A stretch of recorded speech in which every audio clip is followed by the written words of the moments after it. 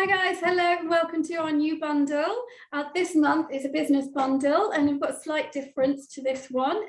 Hopefully it'll be interesting to you and it'll be useful and you can refer to this whenever you would like. And we're also going to have a Q&A at the end of the month or the beginning of March where you can come on and ask your own questions about this. Now tonight we are doing a special on sort of copyright and intellectual property. We've got the amazing Scott Steinberg from Fox Williams who coming on. So hi Scott, thank you for coming on and doing this for us. And Fox Williams actually specialise in fashion law and IP, don't you? So that's really great for us because we work in the accessory business and we're dealing with fashion. So that's great. And you're such a big company. It's really lovely of you to give your time to us and come on and actually teach us about copyright and what we should be doing, what we shouldn't be doing. So could you please just quickly introduce yourself and tell us a little bit about Fox Williams? Sure, yeah. So my name's Scott. I'm an associate in the associate lawyer in the Fox Williams IP team, the intellectual property team, covering sort of all IP rights really, from copyright, designs, trademarks. I'm sure we'll discuss all of these soon. Yeah. But yeah, we're a London-based law firm that is full service and yeah, does have a sort of a lot of fashion clients, etc. So, what sort of fashion clients do you have? It's difficult. I'm not sure which ones I can. There's some quite big names, so yeah, great. Thank you. Right, could you just give us a little bit of an oversight before I ask the questions on copyright? If there's anything you want to mention on copyright or intellectual property? Yeah, sure. So I guess, yeah, if we start with copyright, that's generally, so this doesn't always apply. It's more of a 2D right. So when you're looking at, say, design documents or text, large sections of text on a website or a photograph of a hat, maybe on a website as well, or, you know, again, in a design document, that could potentially be protected by copyright. The sort of other type is unregistered design, which is more protects a 3D shape. So again, this is talking generally, there's exceptions to both, but unregistered designs will protect the 3D shape of, say, the whole or part of the hat. So those are sort of two different areas to it there. There's also around that trademarks, which, you know, I think a lot of people know they protect brand names for registered goods or services. So those are the sort of main rights I think we'll be talking about. So one is protecting your name, and then the other one is protecting your product as that 3D design. Yes. So say this hat in the back here, the actual shape of it, I could get that copyrighted, so nobody could copy that exactly. Yeah, so the shape could potentially be protected by an unregistered design. The original drawing, say, of the hat that you did potentially could be protected under copyright. And if you have obviously the brand name, say Catherine Elizabeth, etc., could be protected by a trademark. So there's various different rights that make up IP. Okay.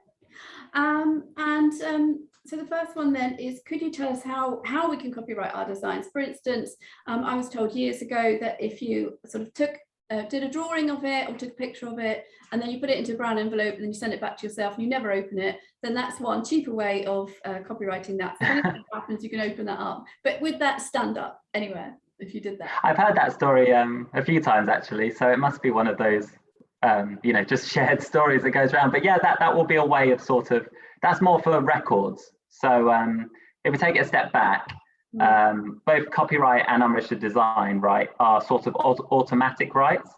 So you don't have to register anything. There's no sort of payment of a fee, but they each have individual requirements that need to be met.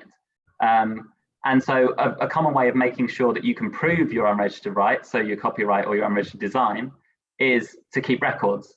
And another way of doing that, so in the example that you gave, if you send yourself a letter and then you get an envelope and it gets a date stamp, you can sort of use that to prove when the copyright came into existence.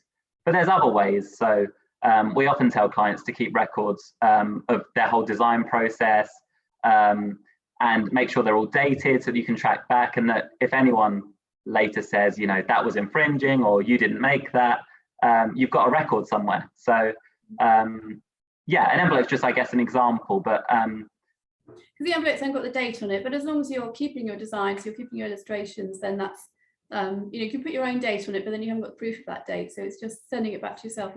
Yeah, it's more exactly. That a few times, and then you could also just keep a stack of all your designs and images and things. Yeah, but again, like as I said, copyright and unregistered, they have individual requirements to be met, and then you get the automatic protection. But I'm not sure if we should necessarily go through each one because that might take a while more. But that's fine. Okay, thank you. So if somebody wanted to, protect their design, so that's just going over it again, really. So if you wanted to protect it, then they could just keep their designs, like you say. Maybe they could post it back to themselves because then they've got the date, and as long as they're taking pictures of it as they go along, then that helps. And if somebody did they had a really serious hat and they were thinking, right, this is a new look forever, I want to keep it myself, then they would come to someone like you and say, could you just sort of copyright this shape for me? So because the unregistered rights are automatic, as I say, if you keep records of how the whole design process and where you got to, make sure they're protected, they're confidential, etc., then that's really good to help prove your unregistered rights. And if you need to rely on them, then yes, hypothetically, you come to a lawyer. Hopefully you choose us, but that's just a side point. And then we'd look at all that information that you've helpfully collected, and we'll say, yes, you've got rights because of this, this, or this. And that's really helpful. But often better protection is registering. So if, for example, we've used trademarks. So, if you've got a common, logo that you use on all of your hats, you could register a trademark for that potentially, for certain goods or services such as clothing, hats, and then that would be registered for 10 years, and then you renew it as assuming you're still using it, etc. Registering a design will also, if you can, again, that has its own requirements, but if you register a design, that will have a longer length of protection than an unregistered design will. So those are often better ways as well. But importantly, if you do show your designs of a hat or drawings or anything like that to anyone, a third party, I'm hoping that people know this, but you should try and get an NDA, a non-disclosure agreement, so that you're not just showing it to someone else and they go off and make it themselves. Or just be careful generally who you show your design to. And of course, the opposite of what we've been saying is third parties might have other rights. So if you do design something, maybe, you can check and see that someone hasn't, done it already or something like that. Yeah. So when you're designing something, you have to be careful and just have a look around, make sure nobody else has done it. But also as milliners, we want to show our work off to people and we want customers to come in. So we're constantly showing our work out there. Yes. And then you've got that then worry of people copying it. But in my mind, I think, well, I'm moving on. We're moving on so quickly that we're just sort of, okay, they've copied it. I'll take that as a compliment. A compliment. Do another one. But some people design certain things that they really don't want anybody else to do, or somebody might copy it too quickly, which is not fair, because I think then maybe you could wait. If you're going to take influence from something and be too close, then you could wait, till they've finished all of that. But I've heard stories of people copying things quite quickly after they've made it, and I think that's when it just sort of it doesn't become very fair, and that's I suppose it's more morally, really. Yes. Yeah, I know. And then it leads to do you as an owner of say a certain hat design, hat shop, whatever you want to say, do you need to take a more aggressive stance of sending letters so that people know that you're not happy about it and maybe they won't do it? Or do you just live and let live? It's sort of an individual decision, isn't it? Yeah, it's hard. So also next question was just about these high street fashion shops. They often take inspiration from big couture designers, and then they'll put it out into their fashion stores, and we all see this all the time, and they'll just change something slightly. So what's your opinion on this? Is that legal to do that, as long as they're just changing a few elements? It probably won't surprise you to say that I'm going to say it depends. Yeah, it's hard to say, because to one person it's inspiration, to another it's copying, which is the difficulty. Yeah. And the tests I'll take copyright and unregistered design again as examples. So unregistered design uses the word you can't copy to produce articles exactly or substantially to the design. So what is substantial? Copyright says you can't copy the whole or a substantial part of a work. Again, what is substantial? And it's usually looking at more of quality rather than quantity. So I know we'll come onto it, but about how many changes and things like that. But it's more to do with, you know, it just depends. You can't really copy the main feature that makes. This is an example. You can't copy that main feature that makes it unique, because that will be more copying. But of course, in the fashion industry, people, you know, there's a lot of people have similar styles. Just generally, that's the theme of, you know, the season and things like that. So it is a difficult line. It just, again, making sure that you, when you create something, document your process can really help as well. If infringement or copying does come up, that you're not copying, hopefully. Yeah, it's inspiration. But then the other question we could come on to now, I suppose, which was further down, was that I would say to them, if you can look at the trend, because there's always a sort of a trend for that season. If you see something you like, you can store it in your mind. But then, you know, if you look at the trend and then you put that in with maybe your theme that you thought of, and then you take that thing that you found that you like and you put it all together, and it'll be a completely new design. So it's not, you're not copying anyone, you're just using inspiration, but you're adding in your own theme, you're adding in your own, the trends of that season, because all fashion designers follow certain trends, and then you can come up with something new. So then hopefully it'll never be an issue. Okay, so. Well, I just going to add to that again. It's just because of the test. It's so hard to say in sort of, you know, without seeing something. But you're right. Yeah. Hopefully you come up with something that, although it follows a trend, it has something so unique about it that you know, that's your original independent creation. Yeah.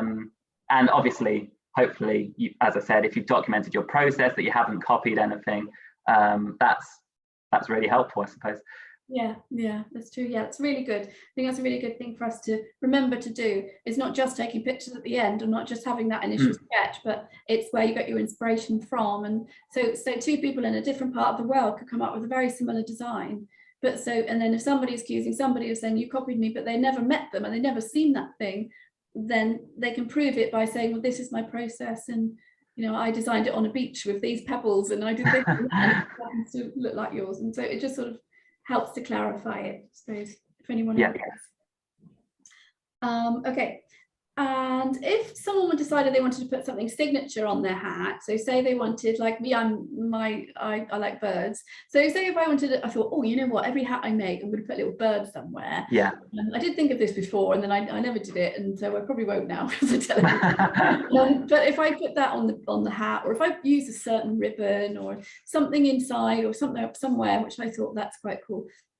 And then I was all excited about putting this out there, and then somebody else thought, oh, that's a good idea, and then they start putting birds all over their thing as well, and then I go, oh, you know, that's sort of taking my idea. So if I went to you, could I copyright something like that if I had a special idea? Yeah, I think again, that's probably falling more into trademarks. I mean, there would be copyright protection as well, potentially for a logo that you design. But if you were to register, I mean, certainly on a signature item, as you say, that's on every one of your hats, it's falling into sort of a logo territory. So you could probably protect that as a trademark for your, you know, for using it for a hat, etc. And that's quite powerful, because you're then you get a certificate that says you have rights to this logo in this sort of field, so clothing, hats, etc. And then if anyone does copy, you can send them a letter saying we own this trademark.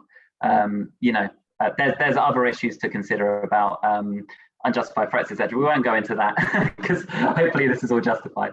But the alternative is, if you don't have a trademark, as I said, you may have copyright in the logo. Again, you'd want to have your records to prove how you came up with that logo, etc., so you could prove your copyright.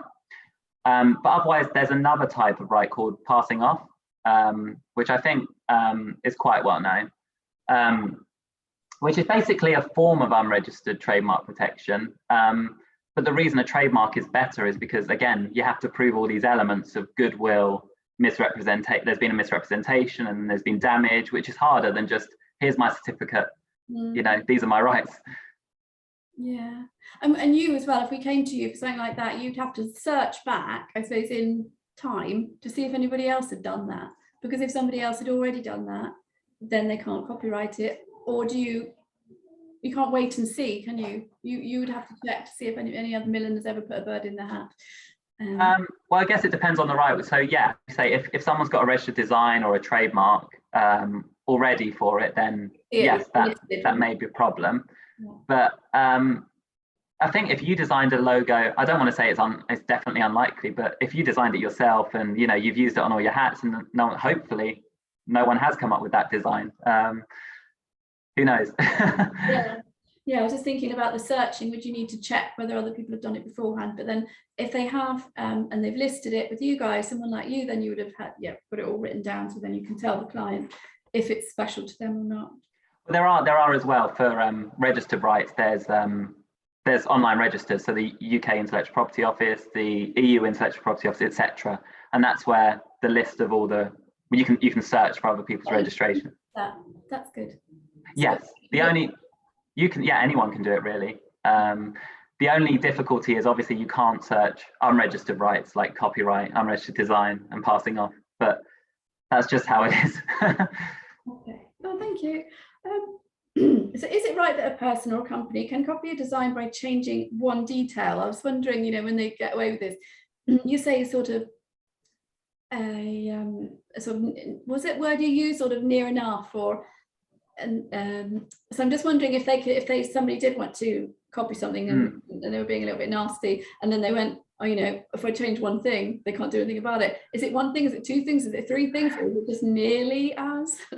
Unfortunately, I say a lot of people have said that to us actually over the years about, or we've heard it, that you can change. I've heard 7 before, but there's no real rule because of the test that, for infringement that relate back to, is it a substantial part or is it a copy substantially to the design? So the question it's always fact-based, based on the exact facts of the situation and what is substantial copying in that case. So for a very, very unique hat, with, I don't know, shapes that no one has seen before, let's say, if you copy even one of those, potentially, that could be infringement because it's just so unlikely you would have come up with that yourself.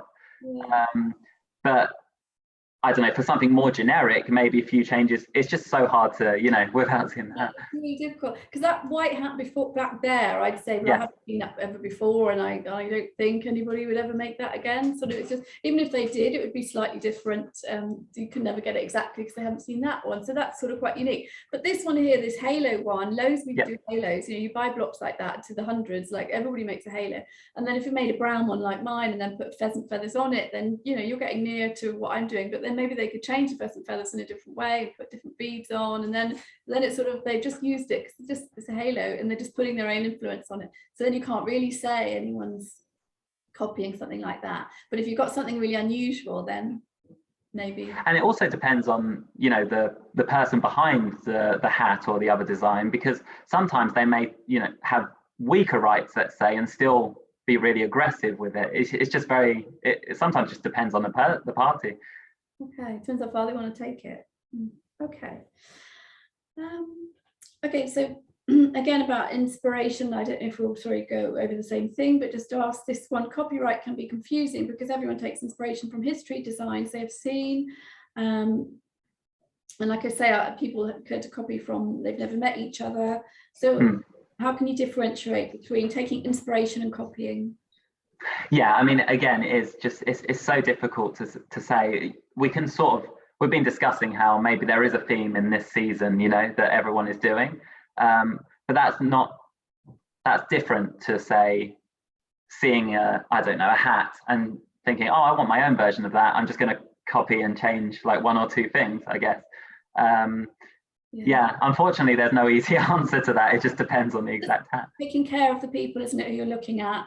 They might sort of see something, and if you're really going, right, I like that, and I'm just going to make that exactly because I feel like it, then that's not very fair. But no. Taking that and taking other things and then trying to manipulate it into a new way, then that is more fair. You are just taking inspiration, and people have to accept that this does happen.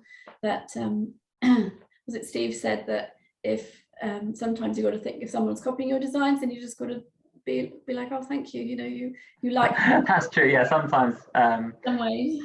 some people do take it as a compliment sometimes. There's two.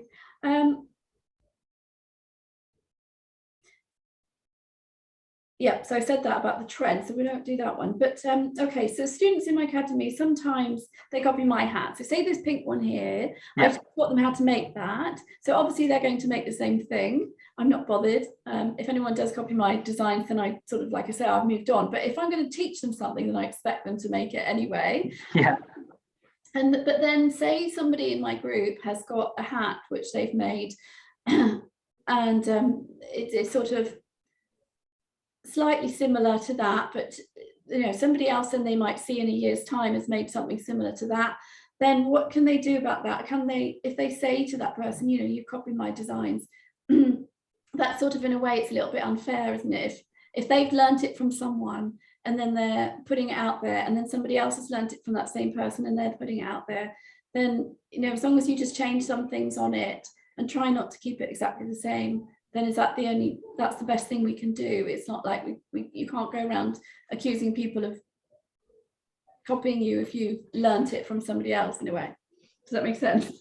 Yeah, I think so. So the first thing to say is, if you're taking a class and you're obviously giving them permission to copy those hats, so it wouldn't really be infringement. So that's sort of that part dealt with it. But if two people attend your class, and then years later, they both make a hat that looks similar because they've had, the same education, we're saying.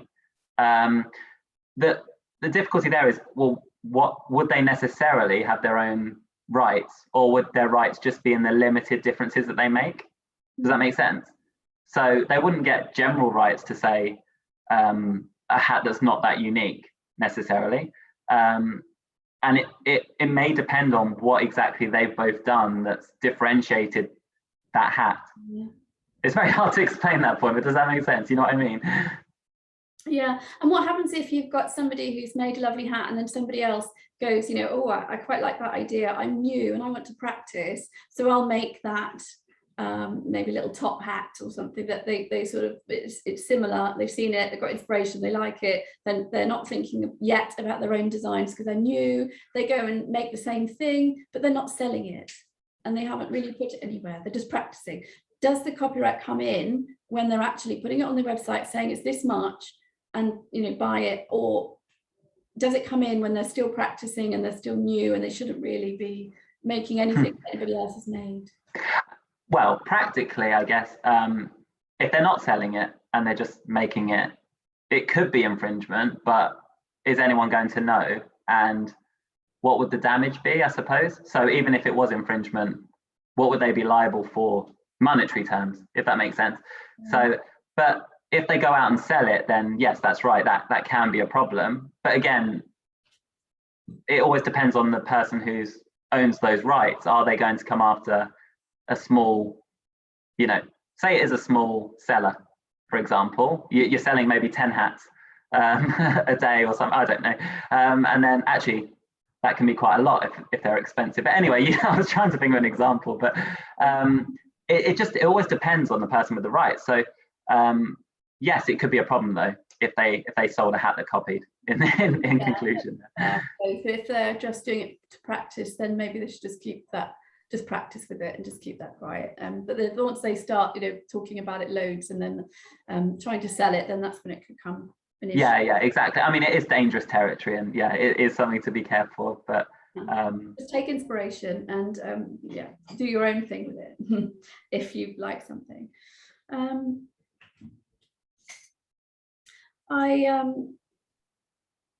want my establishers to feel, sort of my people in my academy to feel safe and share their work, but also I want my milliners to get inspired. So the people who are in there, we want them to feel safe and able to share their work, that they're not going to be copied by other people, but we also want the new people to be inspired and without feeling they're copying.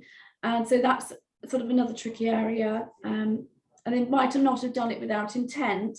Yeah. So again, I suppose what's the best way around that is just sort of being careful about what you do and caring for the people, and sort of not copying it exactly, and just being kind to each other. I just try and say, look, let's be kind to each other in the groups, and Yeah, I think, as you say, if your milliners are all working together, let's say, hopefully, just generally, people don't want to copy each other. And it's just true that in fashion there will be trends, there will be influences. You can't get away from that. It's just, yeah, if you go out to actually copy something you see, that's different to sort of really trying to make your independent thing, independent hat, sorry.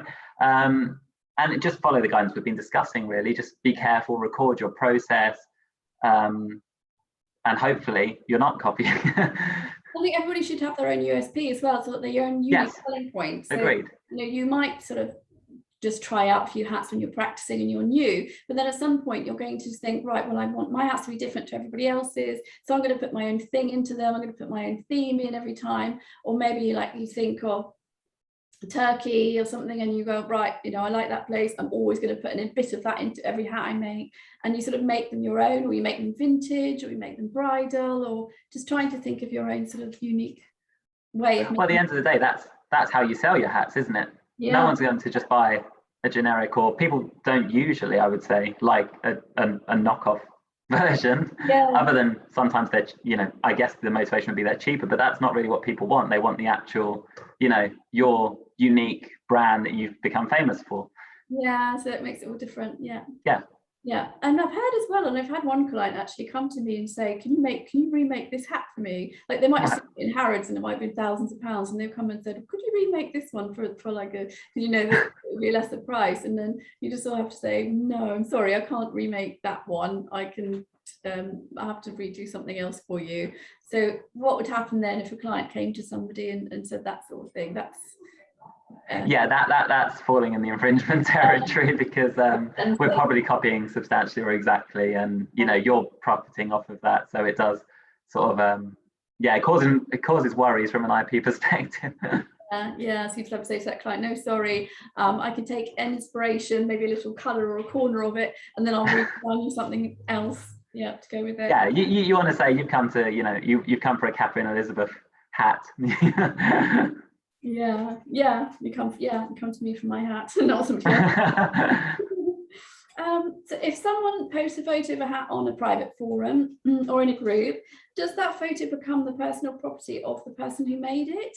If they've then posted that picture up, does it automatically become theirs? So there's a sort of the general position in intellectual property law is that the person who creates something owns it.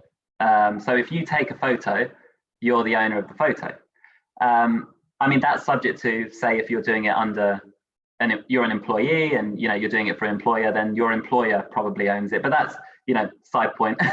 So it really depends on the forum. The forum might actually have terms and conditions that say, once you post a photo here, you're giving us a license to it, which means that they've got a temporary right to use it, or you're assigning, which means transferring all of your rights in the photo. So I guess, again, sorry, a lot of these have been, it depends, but it's just how it is. But it will depend on the terms of the actual forum itself. And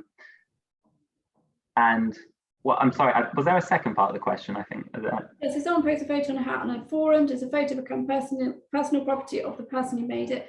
If someone wants to make yes, is that so again, it's the substantial, are you copying a substantial part of the photo? It's the same sort of test, so it depends on how much of the photo is copied. All right, and last question, which wasn't on their thing, but hopefully you don't mind. That's okay. Copyright on a technique. Can you copyright a technique of making a hat? No, it might fall into patent law, which is another very complicated area, the most probably. But someone would have to have sort of said, this is the way I'm doing it, and gone to somebody like you and then said, this is my process. Yeah, that's right. And there is a register of patents and things like that, again, that you can search. But yeah, you couldn't stop someone doing a technique by copyright or unregistered designs. Yeah, okay. Thank you so much. Is there anything else you'd like to add? I think we've sort of covered most of it, and we're going to have our Q&A in case the guys have got any other brilliant questions. No, thank you. I mean, I've really enjoyed this, so it's been great. Thank you for your time, and I'll email you and organise a date, and then we'll speak again soon. Thanks very much. Thank you. Have a good day. Bye.